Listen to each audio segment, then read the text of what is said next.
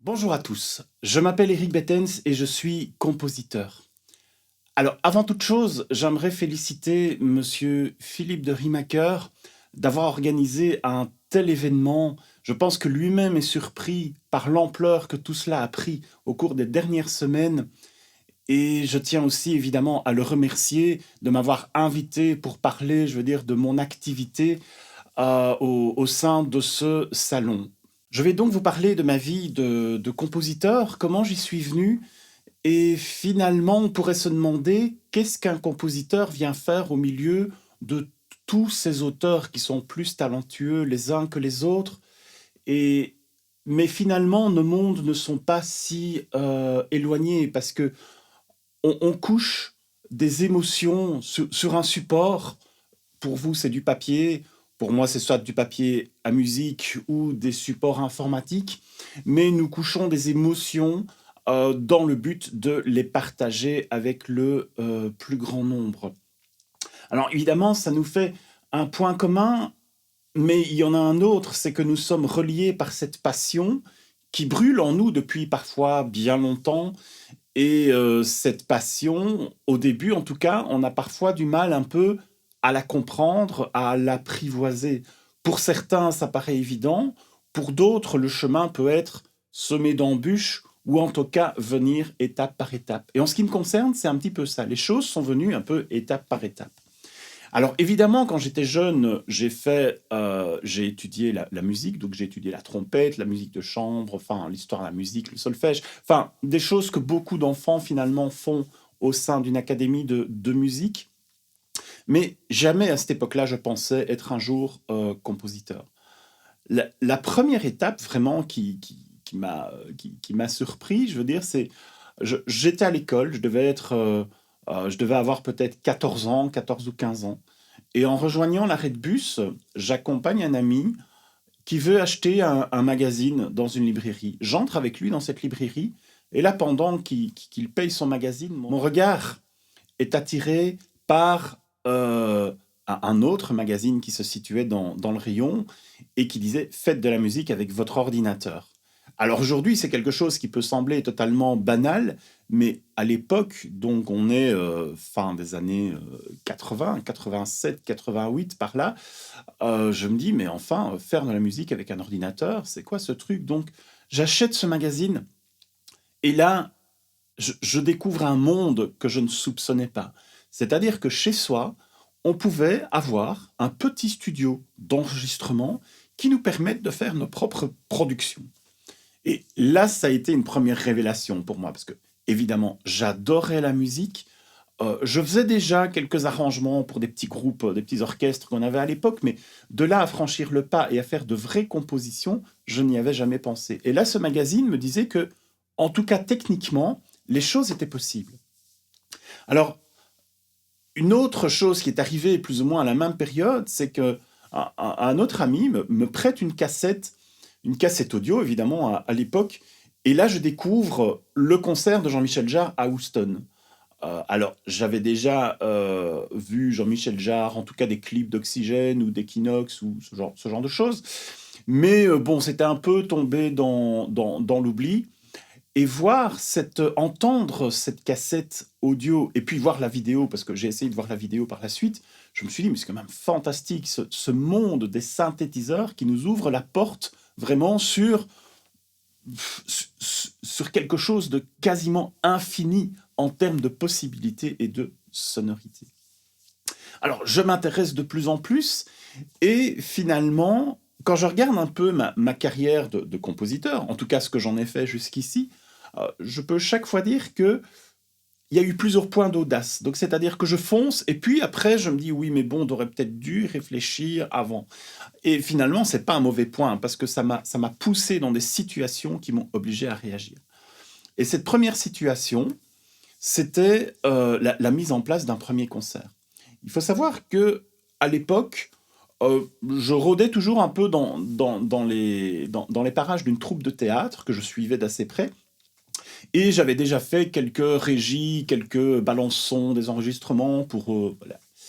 Et un jour, le metteur en scène me parle de son projet de faire un spectacle d'improvisation. Et là, lors du spectacle d'improvisation, il avait besoin d'un musicien pour chauffer la salle, pour faire des intermèdes musicaux, bref, pour apporter vraiment une plus-value sonore à son spectacle d'impro théâtral. Et là, sans hésiter, je lui dis, écoute, je peux le faire, sans problème, je peux le faire. Sauf que je n'avais jamais fait ça, je n'avais aucun matériel qui me permettait, j'avais rien au niveau sono, j'avais pas de synthé, j'avais rien, rien, rien. Et là, on était vraiment style fin mai, et je me dis, bon, bah, le spectacle est en octobre, il faut absolument que je m'équipe. Et j'en parle à mes parents qui pour eux, synthétiseur, je dis qu'est-ce que tu vas faire avec ça? Tu as déjà une trompette, c'est déjà très bien. Enfin, vous voyez un peu le tableau. Mais je voulais vraiment aller dans ce monde, je voulais aller dans cette direction. Et j'avais économisé pour m'acheter une calculatrice scientifique. Pour ceux qui connaissent, c'était la HP49. C'était une calculatrice d'Hewlett-Packard qui s'ouvrait en deux, sur laquelle l'écran de droite, il y avait presque la moitié de la partie de droite était réservée à un grand écran. On pouvait voir des graphiques et ce genre de choses. Donc j'avais économisé pour m'acheter cette calculatrice et je demande à mon père de me conduire au magasin, donc pour l'acheter. Il s'agissait des magasins Tandy. Alors, pour ceux qui ont connu, les magasins Tandy, c'était... On trouvait de tout. On trouvait de la télévision au poste radio, on trouvait des luminaires, et on trouvait aussi quelques claviers, quelques synthétiseurs. Donc mon idée, elle était claire. Donc avec l'argent que j'avais pu mettre de côté pour m'acheter cette calculatrice, qui aurait pu me servir de toute façon pour l'école, c'était une nécessité, je suis sorti du magasin avec une grande boîte énorme qui ne contenait évidemment pas une calculatrice, mais bien mon premier synthé. Je rentre tant bien que mal dans la voiture en essayant de dissimuler, je veux dire, cette grande boîte à l'arrière. Il faisait assez sombre, c'était la soirée, donc il n'y avait pas trop de soucis à ce niveau-là. Mais une fois rentré à la maison, ben, évidemment, je débarque avec cette énorme boîte. Et là, mes parents, très surpris, me disent, mais enfin, qu'est-ce que tu as acheté? C'est complètement inutile. Qu'est-ce que tu vas faire avec ça? Et je déballe, et il y avait, parmi tous les boutons, il y avait un bouton démo. J'appuie sur ce bouton démo et le synthé joue tout seul. Alors évidemment, pas besoin de vous dire que mes parents n'étaient pas du tout convaincus par ce que je venais de faire, mais moi, ça me confortait dans l'idée que je voulais aller dans ce monde-là. Alors à partir de ce moment-là, les choses... Évidemment, j'ai fait ce spectacle d'improvisation théâtrale, je n'ai eu que des bons retours, donc ça aussi, ça me confortait dans l'idée, ouais, là, tu as vraiment joué un coup de poker, tu l'as fait, tu as été audacieux, mais ça paye parce que les gens ont aimé ce que tu as fait. Et donc là, à partir de ce moment-là, j'ai commencé à vraiment en faire des petites compositions, bon, relativement simples, ou des reprises, je veux dire, des standards du synthétiseur de l'époque.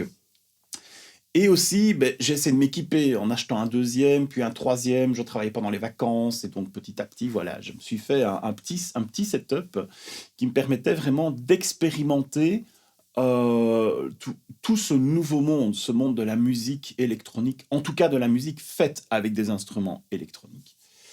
Et puis un jour, je décide de rassembler un peu mes idées, et je me dis, ben tiens, ce serait bien que je puisse partager tout ça avec des professionnels, avec des gens qui puissent me guider.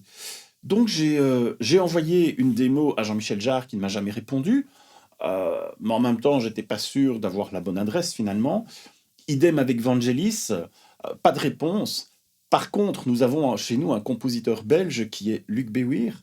J'avais assisté à plusieurs de ses concerts, je me suis dit, lui, il correspond bien aussi à ce que je veux faire. Donc je lui envoie cette démo, et là, lui, il me répond. Et au bout de quelques échanges d'emails, on finit par se rencontrer. Et là, je sens vraiment une sincérité dans ce qu'il me dit. Je sens vraiment une sincérité dans le fait qu'il croyait vraiment que ce que je faisais était de qualité. Ça allait bien au-delà du « Allez gamin, ce que tu fais, c'est pas mal ». J'ai senti vraiment une vraie sincérité, et à tel point qu'il me propose de participer à un concours de composition. Il faut savoir que dans le sud de la France, à Antibes, il y avait un festival dédié à l'image sous-marine, dédié à l'océan. C'était le plus gros festival du genre au monde. Et tous les spécialistes du genre, que ce soit pour du matériel, mais surtout pour de l'image, pour de la vidéo, pour des films, parce qu'il y avait aussi un concours de films, se rencontraient lors de ce festival annuel qui avait toujours lieu fin octobre, début novembre. Et au sein de ce festival, il y avait un concours de composition. Donc c'était déjà une belle reconnaissance, une belle place faite à la musique.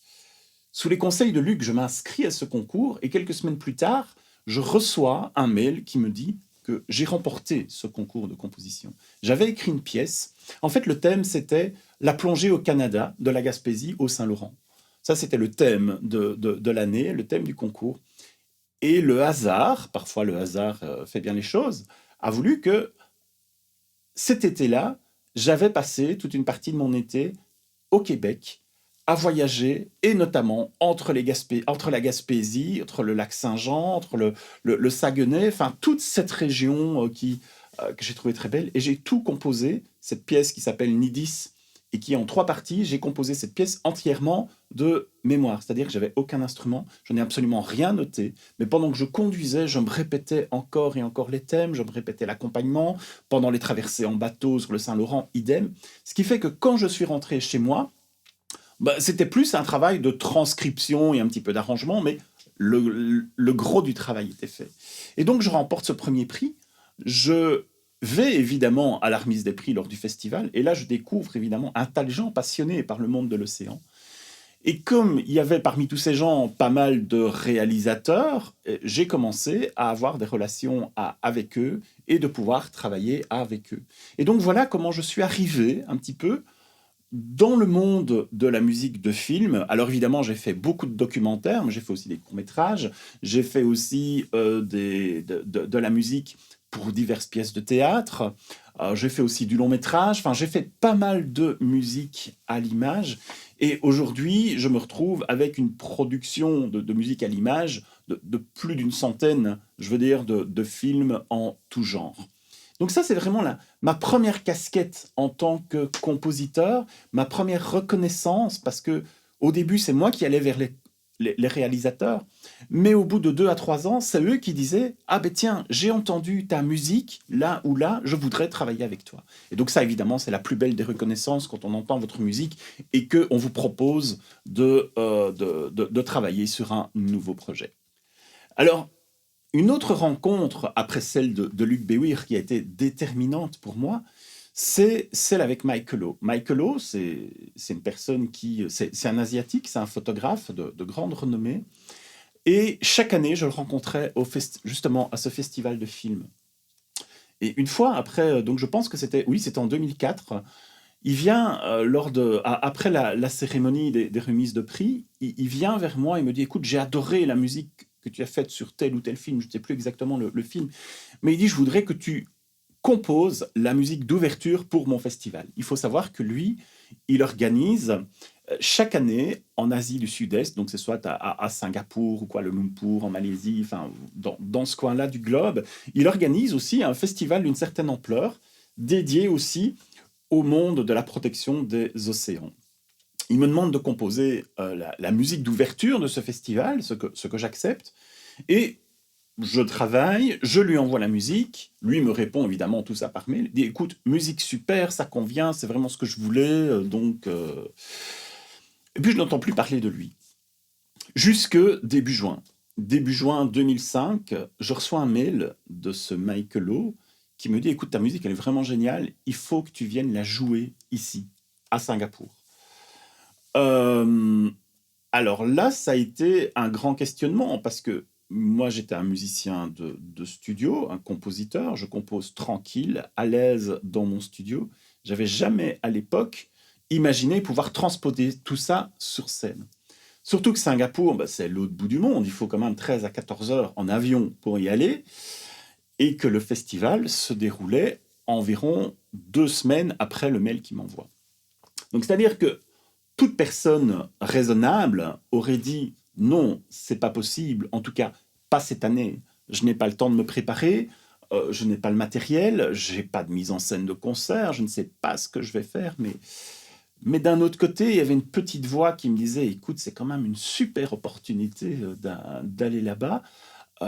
Ça peut peut-être ouvrir des portes, ou en tout cas, c'est une possibilité pour toi de montrer ta musique de l'autre côté du globe. » Donc finalement, je lui réponds, Je dis: «OK, j'y vais, mais j'aurais besoin», bon, évidemment, je lui fais une petite liste de matériel et j'imagine rapidement une mise en scène. Donc comme ça se faisait dans un cinéma, donc je jouais sur scène. Évidemment, à ce moment-là, j'ai joué plusieurs morceaux, pas rien qu'un seul, et des images étaient projetées sur l'écran qui est derrière moi, qui était vraiment un écran monumental. Et donc, là aussi, très bonne expérience, et ça a été le point de départ de la réflexion d'un deuxième aspect de ma vie de compositeur, c'est les concerts. Mais je ne voulais pas faire des concerts, voilà, arriver avec mes claviers, se mettre sur scène, c'est quelque chose qui n'est pas très, qui n'est pas très sexy finalement, d'avoir un gars tout seul derrière un synthé qui joue, bon, c'est pas très très intéressant. Et donc est née en moi l'idée d'habiller ces concerts avec de la vidéo, avec de la lumière, avec des effets spéciaux, avec un tas de choses pour offrir une expérience vraiment audiovisuelle aux spectateurs. Donc l'expérience s'est répétée évidemment pas mal de fois depuis, dans des concerts en intérieur d'abord, mais après finalement dans des gros concerts en extérieur. Et ce que j'aime, c'est immerger le public avec moi dans le concert. Trop souvent, on voit la scène d'un côté qui est éclairée, plus ou moins éclairée, et de l'autre côté, le public qui est dans le noir. Et je considère, moi, qu'un concert, c'est un moment à partager, c'est une espèce de fête où tout le monde est là, et donc le public est presque autant éclairé que moi sur scène. Et donc, en offrant du visuel comme ça, je leur donne un spectacle complet. Ils ont de la vidéo, ils ont des jongleurs de feu, ils ont... Enfin, voilà, c'est quelque chose qui me plaît beaucoup et que je continue à développer encore. Et je vous propose d'ailleurs de voir un petit clip qui reprend quelques images de ces concerts.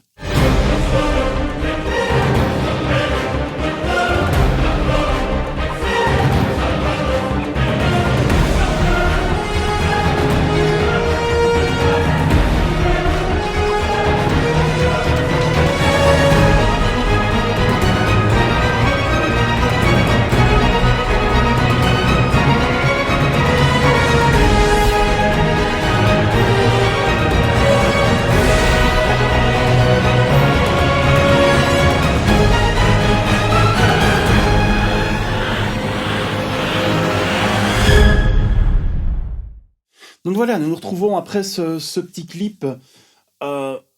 J'espère que vous avez pu vous rendre compte, en tout cas comprendre de quoi je parlais quand je disais que je voulais immerger, je veux dire, le public avec moi et leur faire vraiment partager une expérience. C'est vraiment ça. C'est le temps du soirée. On partage une expérience et finalement que ces concerts soient en intérieur ou en extérieur. Je veux dire, mon fil rouge est toujours le même. C'est ce partage de lumière, de vidéo, de son. Voilà, même des sons. Les sons que j'utilise dans mes compositions ne sont pas uniquement issus d'instruments de musique. En fait, j'adore mélanger des sons de la nature ou des sons domestiques ou industriels. Je peux passer un certain moment dans une école, avoir une porte qui grince et l'enregistrer parce que le son m'intéresse et je sais que peut-être que ce son ne va pas me servir tout de suite, mais je sais que je vais l'intégrer un jour ou l'autre dans une composition. Donc je vous disais tout à l'heure que Michael O avait été une rencontre importante pour moi, mais elle l'a été d'autant plus parce que en fait, Michael est aussi organisateur d'expéditions. Et il me parle de sa prochaine expédition qu'il était en train de mettre sur pied pour aller en Antarctique. Alors, l'Antarctique, pour moi, c'était vraiment un rêve de gosse, mais ça me semblait tellement inaccessible. Pour moi, aller en Antarctique, c'est comme aller sur Mars ou Pluton. Personne ne va là. C'est loin, c'est froid, c'est inhospitalier. Enfin, voilà. Et j'en discute avec lui, il me parle un petit peu de ses préparatifs, de ce qu'il veut faire. Donc, il y avait 3 aspects. Un aspect scientifique, historique, parce qu'on a retracé la route de Shackleton, et bien sûr cinématographique, tournage de clip, tournage d'un film. Donc, voilà. Et il me dit, lors de cette conversation, Eric, si j'ai un désistement, la place est pour toi. Alors évidemment, ça m'avait fait plaisir qu'il pense à moi, mais Bon, voilà, je n'y ai pas trop cru sur le moment, surtout que c'était lors d'une soirée relativement bien arrosée, on rigolait bien, donc voilà. Mais quelques mois plus tard, je reçois de nouveau un mail de Michael. Et nous étions début février et je reçois un email avec juste une phrase qui disait exactement ceci. Je pense que je m'en souviendrai toute ma vie. C'est Antarctica, do you want to come? Waouh, mon sang ne fait qu'un tour. Immédiatement, j'écris à Michael. Je dis mais c'est quoi ce mail? Qu'est-ce qui se passe? Et il me dit ben voilà, j'ai un désistement. Si tu es OK, la place est pour toi. Alors évidemment, je saute de joie, mais la réalité revient vite. Parce que le départ, donc nous sommes début février, et le départ est prévu 12 jours plus tard d'Ushuaia. Donc Ushuaia, c'est l'autre bout du monde. Après Singapour d'un côté, Ushuaia, c'est vraiment la pointe de l'Amérique du Sud. De nouveau, là, le petit ange, le petit démon, le petit ange disait, mais enfin, t'es pas prêt, t'as pas ton passeport, t'as pas fait de tests médicaux, t'as pas fait de tests psychologiques, t'as pas de matériel, t'as... Mais d'un autre côté, le petit démon dit, bah, écoute, un voyage en Antarctique, ça ne se refuse pas. Et donc j'ai tout mis en place pendant les 10 jours qui ont suivi, ont été entièrement consacrés, je veux dire, à ce voyage.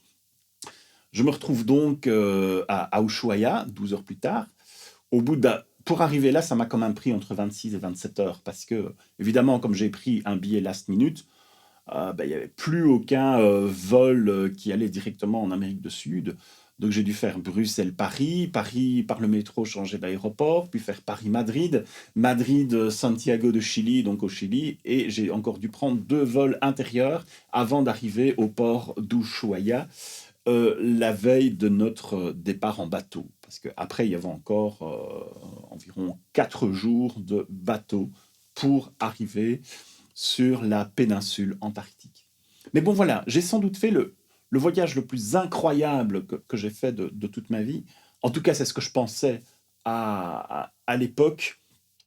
On a évidemment tourné des images, donc c'était une expédition, c'était pas des vacances, donc on avait un job sur place, on était en équipe, on nous disait, bah, tiens, aujourd'hui, vous allez aller sur telle île avec tel zodiaque et vous allez essayer de photographier tels animaux ou telle situation au niveau de la glace. Voilà, donc nous avions vraiment des ordres de mission tous les jours et c'était passionnant. Et ce qui était passionnant aussi, c'est l'incroyable aventure humaine que j'ai vécue. Parce que nous étions 57 explorateurs venant du monde entier, venant de tous les pays. Il y avait des Espagnols, il y avait des Russes, il y avait des Chinois, il y avait des Japonais, il y avait des Américains. Il y avait vraiment, c'était vraiment une belle communauté.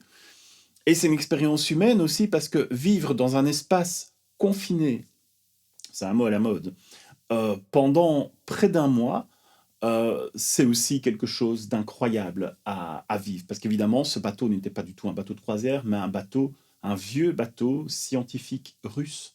Quand je vous dis un vieux bateau, c'est que quand je l'ai vu à quai, la première réflexion que je me suis dit, mais on va jamais y arriver, on va couler avant. Donc, on pouvait aller dans le poste de pilotage, aucun élément électronique ou quoi que ce soit, c'était des gros boutons. Enfin, ce bateau venait vraiment d'une autre époque, mais il était solide. La preuve, c'est qu'on est là après avoir essuyé une méchante tempête de force 10 sur l'échelle qui compte 11 ou 12, je pense, sur l'échelle de Beaufort.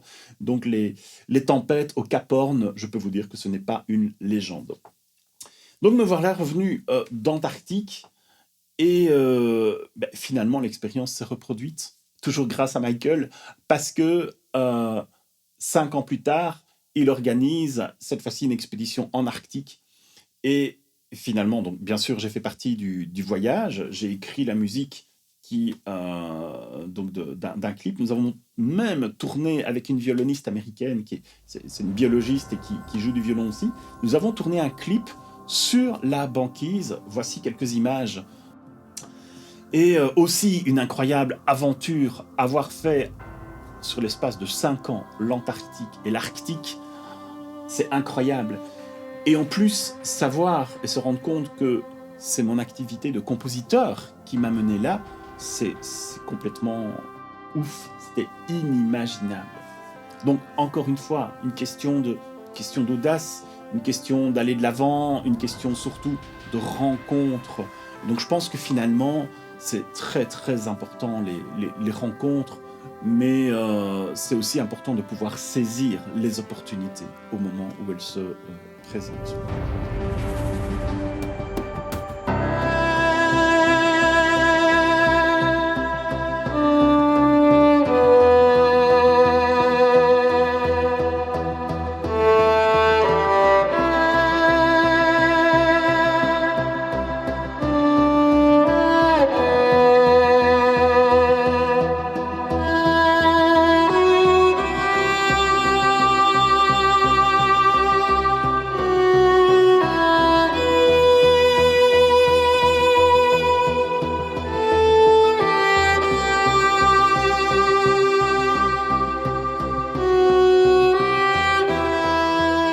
Alors, après la musique de film et après les concerts et les voyages au bout du monde, le troisième aspect de ma vie de compositeur, c'est réellement la musique instrumentale et la musique orchestrale.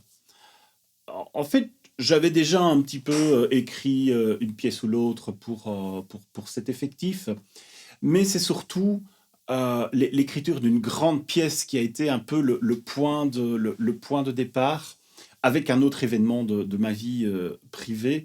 Il faut savoir qu'à une époque, un peu par pari des filles au départ, un musicien que je connais qui est aussi auteur lui-même, qui s'appelle Marc Ronvaux, on discutait, on s'est dit, tiens, on ferait bien un opéra, en tout cas un opéra version concert, donc c'est-à-dire non théâtralisé, sur l'histoire d'Ivain le Chevalier au Lion.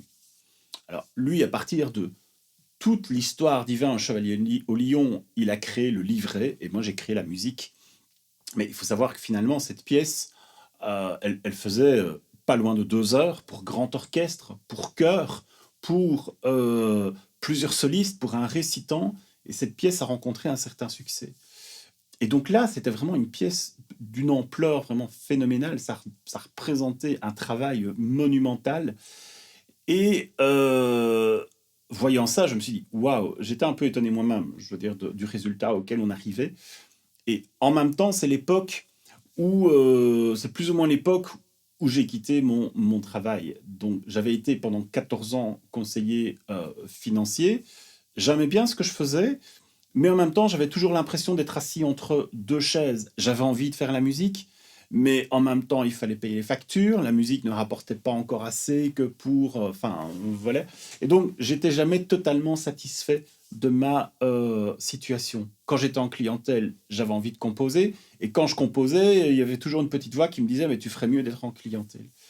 Et donc finalement, j'ai fait le pas. Je suis passé complètement à la musique parce que je me disais à un moment, je veux pas un jour me retrouver, avoir 75 ou 80 ans et me dire si ça tombe, tu aurais dû essayer. Et si j'avais attendu, je ne l'aurais jamais su. Donc je me dis tant pis, j'y vais. Si ça marche pas, à l'époque j'avais 37 ou 38 ans, il faudrait que je compte, je ne sais plus exactement, mais si ça marche pas, tu es encore assez jeune, tu pourras faire une formation, tu peux retomber sur tes pattes. Et voilà comment je suis parti complètement dans la musique. Mais l'intervention, de nouveau, je vous disais que ma vie professionnelle, c'est un peu une histoire de rencontre. J'en discute avec un ami qui est donc chef d'orchestre, pianiste, prof au conservatoire, et qui me dit enfin Eric, si tu veux faire ça, tu dois faire les choses sérieusement. Donc lui, c'est Étienne Rapp, c'est quelqu'un que je connaissais déjà depuis quelques années, et pour lui, faire les choses sérieusement, ça voulait dire faire un cursus au conservatoire en composition. Alors au début, moi, j'étais pas du tout chaud à l'idée, parce que refaire un cursus, un master de 5 ans, alors que j'avais les enfants en garde alternée, le boulot, les trajets et tout, c'était pas du tout dans mes plans. Surtout que j'avais déjà été maintes fois récompensé pour ma musique, donc au départ, je voyais pas trop l'intérêt de refaire des études par rapport à ça. Mais finalement, en y réfléchissant et à la longue de discuter, je m'inscris au Conservatoire de Liège, je fais un master en composition contemporaine, mais aussi en écriture classique en parallèle. Donc ce qui fait que finalement, ce double master m'a ouvert de nouvelles portes, de nouvelles rencontres, parce que j'ai pu faire jouer ma musique par des ensembles reconnus. Et donc ça, c'est vraiment quelque chose de d'assez nouveau, vu que j'ai fait ce conservatoire entre 2011 et 2016. Donc finalement, encore une fois, après la musique de film, après les concerts, je veux dire, cette troisième rencontre m'a vraiment amené à un nouvel aspect dans ma vie de compositeur. Et c'est là aussi que je veux faire peut-être un parallèle avec votre parcours d'auteur, en tout cas peut-être pour certains d'entre vous, c'est que au lieu d'avoir une lignée qui est toute droite, qui est toute tracée, eh bien, le fait d'avoir d'embûches, d'aller un chemin, puis de prendre une autre orientation et tout ça, et d'avancer un petit peu comme ça sur un chemin plutôt sinueux, je pense vraiment que c'est une richesse. Même si sur le moment, on a l'impression parfois de ne pas avancer, euh, c'est- quand on regarde en arrière, c'est une richesse, je veux dire, toutes ces embûches, tous ces obstacles, et, et finalement, ça se ressent dans notre art, que ce soit un livre, que ce soit une peinture, que ce soit même de l'architecture, ou bien sûr de la musique. Parce que quand on crée, on se met à nu. Et donc, il faut une certaine audace pour partager, en fait, ce qu'on propose. Il faut l'audace de prétendre intéresser les autres. Il faut oser se confronter à la critique. Et finalement, parmi toutes les disciplines artistiques qu'il existe, ce point commun, il est là. C'est l'audace d'aller de l'avant. Alors, vous, bien sûr, en tant qu'auteur, vous partagez des livres. Moi, ben, je fais des CD, je fais des albums. Et j'ai sorti mon 5e album en plein confinement, vu que c'était au mois de mai. Et pour cet album, j'avais envie de faire un double hommage. Cet album qui s'appelle Horizon, le premier hommage, c'était au premier pas sur la Lune. Donc je suis parti de ce moment-là, parce que le premier pas sur la Lune, on a commémoré les 50 ans l'année dernière, et c'est quelque chose qui pour moi reste une action complètement héroïque. Maintenant, on parle un peu moins de la conquête spatiale, en tout cas, c'est un peu banalisé. Mais là, à l'époque, c'était vraiment un acte héroïque. J'ai pas peur des mots. Et donc, j'avais envie de rendre hommage. J'ai composé le premier morceau là, et puis tout l'album s'est construit autour du voyage. Alors, au premier degré, c'est un voyage spatial, mais aussi, ça peut être une introspection. L'horizon, c'est cette ligne qui recule à fur et à mesure qu'on avance. Et voilà, j'avais envie de m'exprimer sur ce thème de l'horizon. Et au parallèle, je vous parlais d'un second hommage, j'avais envie de mettre en avant un peu l'histoire du synthétiseur. Ces instruments qui au départ étaient purement des instruments de recherche et qui au fil du temps se sont améliorés et se sont devenus des instruments de musique à part entière. Et j'ai voulu donner, pour rendre cet hommage, une sonorité vintage, une sonorité de vieux synthétiseurs, bien sûr mélangée à des sonorités plus nouvelles, mais ça faisait longtemps que j'avais envie de faire cet album, un album purement électronique, et je ne l'ai pas fait. Au début, quand je vous dis au début, je pensais déjà à ça en 2006 ou 2007, juste après mon tout premier album Discovery. J'avais l'impression que j'étais pas prêt, que j'étais pas mûr, voilà, il me manquait quelque chose à l'intérieur. Et je pense que ce 50e anniversaire de l'homme sur la Lune a été le déclencheur en me disant, OK, maintenant ce que tu as en toi, c'est le moment de sortir. Voilà, je terminerai là-dessus en remerciant encore une fois Philippe pour son invitation. J'espère que le festival va se reproduire encore et encore dans les autres années, et que cette fois, on pourra trouver un lieu pour se rencontrer en réel, échanger sur nos contenus, sur nos pratiques, sur notre vécu, et plus en virtuel. Je vous remercie, je vous souhaite un excellent festival, un excellent week-end, et je vous dis à bientôt.